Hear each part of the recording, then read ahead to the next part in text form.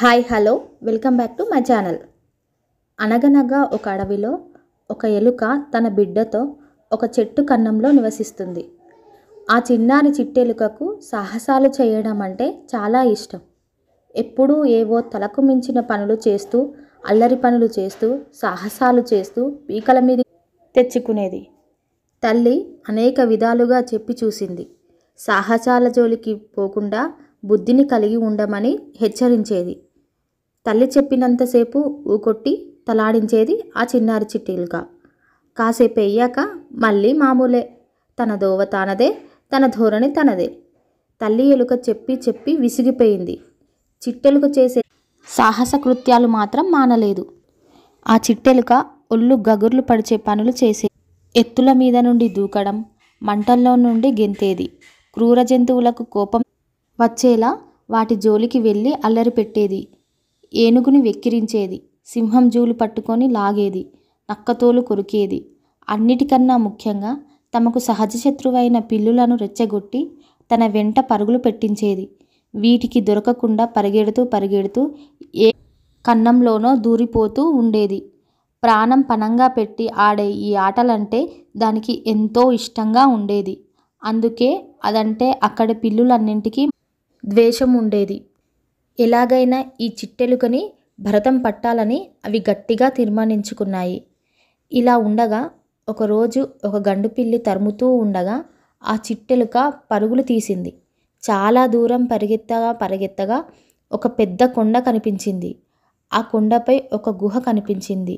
ఆ గుహలోకి దూరింది. ఆ గుహ ఎంత పెద్దది అంటే దానికి అంటూ కనిపించలేదు.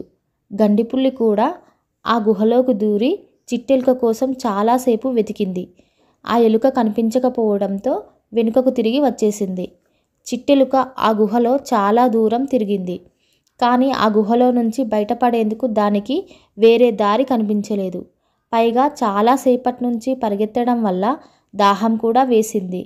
గొంతు దాహం తీర్చుకోవటం కోసం నీటి కోసం వెతుకుతూ ఉంది. అప్పుడు ఆ చిట్టెలుకకు ఆ గుహలో ప్రశాంతంగా కూర్చొని జపం చేస్తున్న ఒక ముని కనిపించాడు.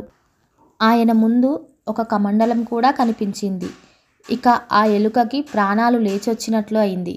ఎలాగైనా ఆ కమండలంలోని నీటితో దాహం తీర్చుకోవాలని నిర్ణయించుకుంది. మెల్లగా వెళ్ళి ఆ కమండలం పైకి ఎక్కి దాన్ని పడగొట్టే ప్రయత్నం చేస్తుంది.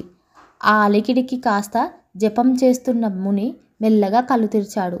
తన తపోభంగానికి కారణం ఏంటని వెతగ్గా మునికి కమండలంపై ఉన్న చిట్టెలుక కనిపించింది. ఆ మునికి కోపం కలగకపోగా ఆ చిట్టెలుక చేసే ప్రయత్నాలు, దాని ధైర్యసాహసాలు చూసి ముచ్చట కనిపించింది. ఇది బహు చిలిపిదని, సాహసాల ఎలుకని ఆయన దివ్య దృష్టికి తెలిసిపోయింది. వెంటనే ఆ ముని కమండలంలోని నీరు దానిపై చల్లి ఏవో మంత్రాలు చదివాడు. వెంటనే ఆ చిట్టెలుక కాస్త అందమైన రాజకుమారుడిగా మారిపోయి ముని ముందు చేతులు జోడించి నిలబడ్డాడు. అప్పుడు ఆ ముని ఇలా అన్నాడు. ఓ కుమారా, నాకు నీ ధైర్య సాహసాల సంగతంతా తెలుసు. సామాజిక ప్రయోజనాలు లేని సాహసాలు నీకుండి వ్యర్థం. ఈ రాజ్యపు రాజుకు పుత్ర సంతానం లేదు. నీవు వెళ్ళి ఆ రాజు కూతురుని వివాహం చేసుకొని రాజకుమారునిగా ఈ రాజ్యాన్ని పాలించు అని చెప్తాడు. ముని చెప్పిన మాటలు విని ఆ రాజకుమారుడు రాజు దగ్గరికి వెళ్ళి తన ధైర్య సాహసాలను ప్రదర్శించి తన కూతురుని వివాహం చేసుకుంటాడు. ఇక రాజ్యపాలన మొత్తం తన అల్లుడు అయిన రాజకుమారునికి అప్పచెప్పాలని ఆ రాజు నిర్ణయించుకుంటాడు. ఇక ఆ రాజకుమారుడు నీతిగా రాజ్యాన్ని పాలిస్తూ తక్కువ కాలంలోనే ప్రజలందరి మెప్పును సంపాదించుకుంటాడు. ప్రజలందరి అవసరాలను తీరుస్తూ వారి కష్టాలను దూరం చేస్తాడు. ఈ కథ యొక్క ముఖ్య ఉద్దేశం, ఎవరికైనా ఎన్ని ధైర్య సాహసాలు ఉన్నా అవి ఉపయోగించకపోతే వ్యర్థం. మనకున్న ధైర్య సాహసాలు ఎప్పుడు ఎక్కడ ఎలా ఉపయోగిస్తే సామాజిక సేవ కలుగుతుందో తెలుసుకొని అక్కడ ఉపయోగించాలి.